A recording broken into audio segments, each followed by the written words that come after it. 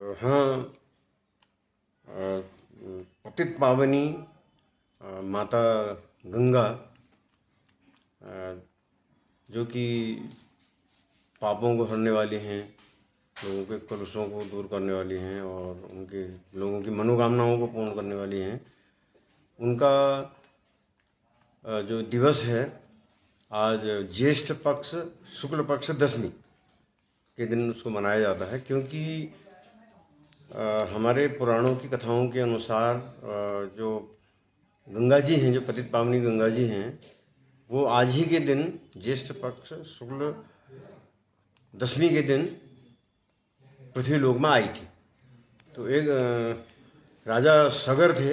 राजा सगर के 60,000 जो पुत्र थे, उनकी जो प्रजा थी, उनको कपिल मुनि के शाप से वो भस्म हो गए थे और उनकी आत्माएं जो थी वो प्रेत रूप में घूम रही थी, उनको मुक्ति प्राप्त नहीं हो पा रही थी। तो उनकी मुक्ति के लिए कई राजा सगर के कई वंशजों ने प्रयास किए, लेकिन कोई सफल नहीं हुए। क्योंकि ये जो राजा सगर का जो वंश है वो सुप्रसिद्ध रघुवंश, जिसमें भगवान मर्यादा पुरुषोत्तम भगवान राम भी ने भी अवतार ग्रहण किया, वह वंश है। और उसमें राजा रघु, राजा अज, राजा दिलीप जैसे स्वनामधन्य राजा उत्पन्न हुए।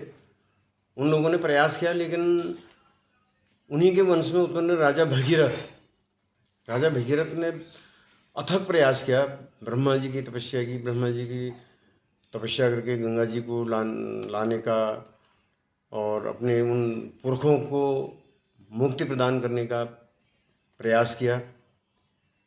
उसके बाद ब्रह्मा जी ने कहा कि तुम गंगा जी की तपस्या करो। फिर गंगा जी की तपस्या करके उनको प्रसन्न किया।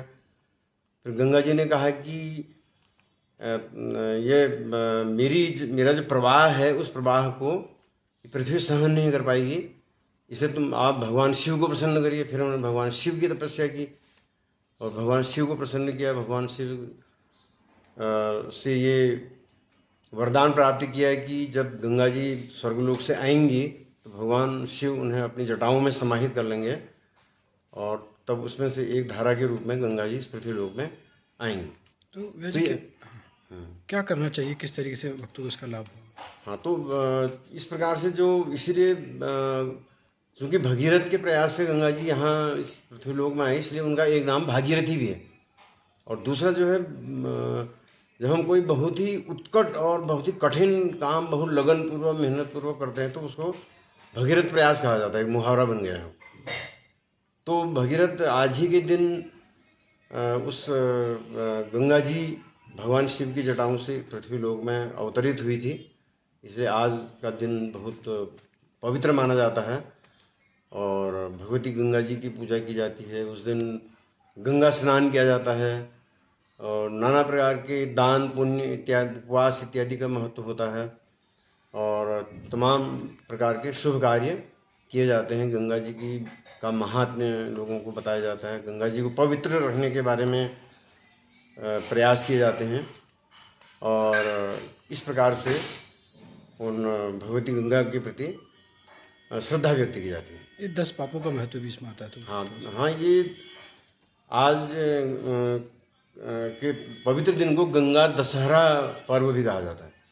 और दशहरा पर्व इसलिए कहा जाता है क्योंकि जो उन भगवती गंगा जी की आज गंगा दशहरा के दिन उपासना करने से 10 प्रकार के पापों से व्यक्ति को मुक्ति मिलती है और उन 10 प्रकार के पापों की ओर उसकी कभी प्रवृत्ति नहीं होती और उसको इस प्रकार से तो वो जो 10 प्रकार के पाप हैं वो उनका वर्णन पुराणों में किया गया है। हिंसा स्तेयान्यान्यथा काम पैशून्यम परुषानृतम स्तंभिन्नालाप न्यायाभित अग्नि च विपर्य पाप कर्मित दसधा कायमांग नैस्त तथा त्यजे।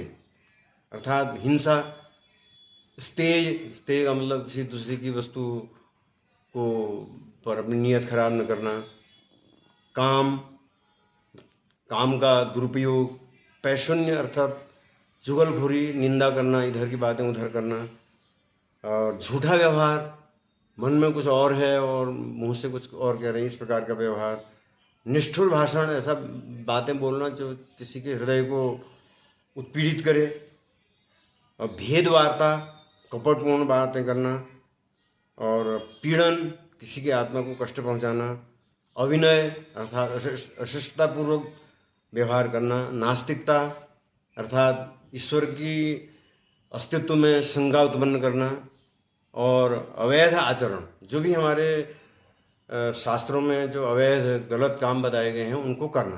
तो ये 10 प्रकार के पाप हैं। तो इन पापों से व्यक्ति को मुक्ति मिलती है इस भगवती गंगा की कृपा से, इसलिए इसको गंगा दशहरा कहा जाता है। द्वार पंच का क्या है?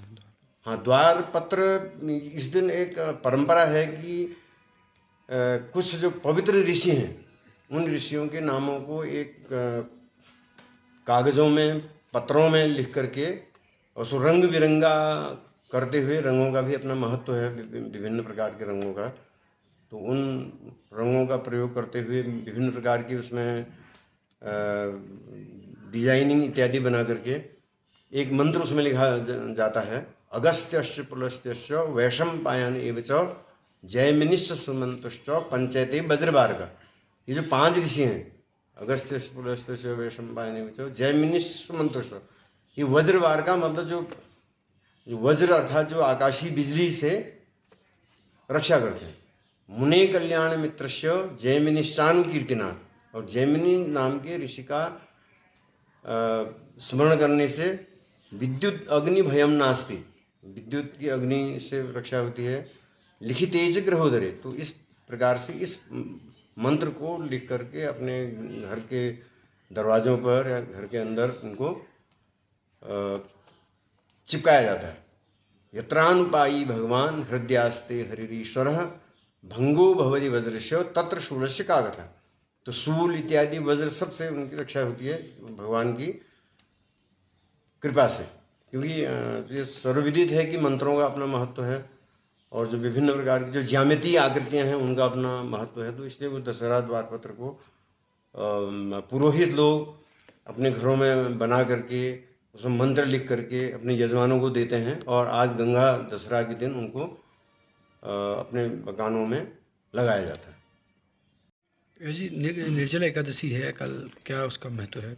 हाँ, वो तो इस प्रकार से जो इसलिए कहा गया कि गंगा जी का नाम लेने से भी, गंगा गंगेति यो ब्रूयात् योजनानाम सदैरपि मुच्यते सर्वपापेभ्यो, सब पापों से गंगा जी नाम लेने से ही मुक्ति मिल जाती है।